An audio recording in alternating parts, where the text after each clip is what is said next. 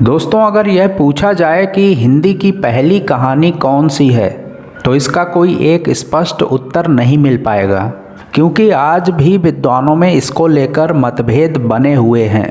कुछ लोग रानी केतकी की कहानी को हिंदी की पहली कहानी बताते हैं, कुछ राजा भोज का सपना इसे पहली कहानी कहते हैं, कुछ इंदुमती को, कुछ 11 वर्ष का समय इसे पहली कहानी बताते हैं, कुछ दुलाई वाली को पहली कहानी कहते हैं। इसी लिस्ट में एक और नाम आता है, एक टोकरी भर मिट्टी।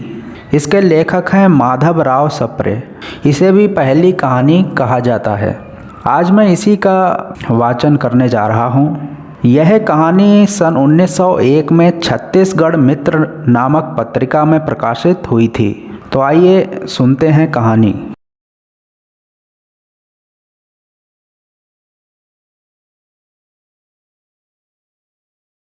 किसी श्रीमान जमींदार के महल के पास एक गरीब अनाथ विधवा की झोपड़ी थी। जमींदार साहब को अपने महल का हाथा उस झोपड़ी तक बढ़ाने की इच्छा हुई। विधवा से बहुतेरा कहा कि अपनी झोपड़ी हटा ले, पर वह तो कई जमाने से वहीं बसी थी। उसका प्रिय पति और इकलौता पुत्र भी उसी झोपड़ी में मर गया था। पतोहू भी एक 5 बरस की कन्या को छोड़कर चल बसी थी। अब यही उसकी पोती इस वृद्धा काल में एकमात्र आधार थी। जब उसे अपनी पूर्व स्थिति की याद आ जाती तो मारे दुख के फूट फूट रोने लगती थी। और जब से उसने अपने श्रीमान पड़ोसी की इच्छा का हाल सुना, तब से वह मृत प्राय हो गई थी। उस झोपड़ी में उसका मन लग गया था कि बिना मरे वहाँ से वह निकलना नहीं चाहती थी। श्रीमान के सब प्रयत्न निष्फल हुए। तब वे अपनी जमींदारी चाल चलने लगे। बाल की खाल निकालने वाले वकीलों की थैली गरम कर उन्होंने अदालत से झोपड़ी पर अपना कब्जा कर लिया और विधवा को वहाँ से निकाल दिया। बेचारी अनाथ तो थी ही, पास पड़ोस में कहीं जाकर रहने लगी। एक दिन श्रीमान उस झोपड़ी के आसपास टहल रहे थे और लोगों को काम बतला रहे थे कि वह विधवा हाथ में एक टोकरी लेकर वहाँ पहुँची। श्रीमान ने उसको देखते ही अपने नौकरों से कहा कि उसे यहाँ से हटा दो, पर वह गिड़गिड़ाकर बोली, महाराज, अब तो यह झोपड़ी तुम्हारी ही हो गई है, मैं उसे लेने नहीं आई हूँ। महाराज क्षमा करें, तो एक विनती है।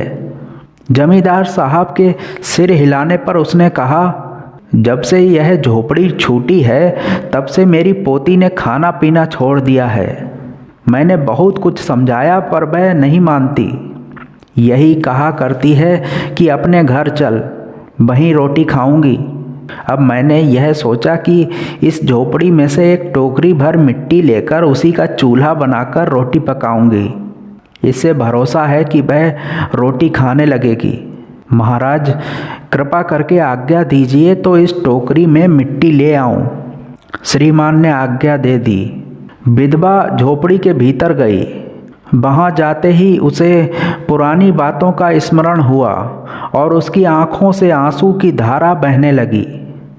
अपने आंतरिक दुख को किसी तरह संभाल कर उसने अपनी टोकरी मिट्टी से भर ली और हाथ से उठाकर बाहर ले आई। फिर हाथ जोड़कर श्रीमान से प्रार्थना करने लगी, महाराज, कृपा करके इस टोकरी को जरा हाथ लगाइए, जिससे कि मैं उसे अपने सिर पर धर लूं। जमींदार साहब पहले तो बहुत नाराज हुए, पर जब वह बार बार हाथ जोड़ने लगी और पैरों पर गिरने लगी तो उनके मन में कुछ दया आ गई। किसी नौकर से ना कहकर आप ही स्वयं टोकरी उठाने आगे बढ़े। ज्यों ही टोकरी को हाथ लगाकर ऊपर उठाने लगे, त्यों ही देखा कि यह काम उनकी शक्ति के बाहर है। फिर तो उन्होंने अपनी सब ताकत लगाकर टोकरी को उठाना चाहा, पर जिस स्थान पर टोकरी रखी थी वहाँ से वह एक हाथ भी ऊंची न हुई। वह लज्जित होकर कहने लगे, नहीं, यह टोकरी हमसे ना उठाई जाएगी। यह सुनकर विधवा ने कहा, महाराज, नाराज ना हो, आपसे एक टोकरी भर मिट्टी नहीं उठाई जाती और इस झोपड़ी में तो हजारों टोकरियां मिट्टी पड़ी हैं। उसका भार आप जन्म भर क्यों कर उठा सकेंगे? आप ही इस बात पर विचार कीजिए। जमींदार साहब धन मद से गर्वित हो अपना कर्तव्य भूल गए थे, पर विधवा के उपयुक्त वचन सुनते ही उनकी आंखें खुल गईं। कृतकर्म का पश्चाताप कर उन्होंने विधवा से क्षमा मांगी और उसकी झोपड़ी वापस दे दी।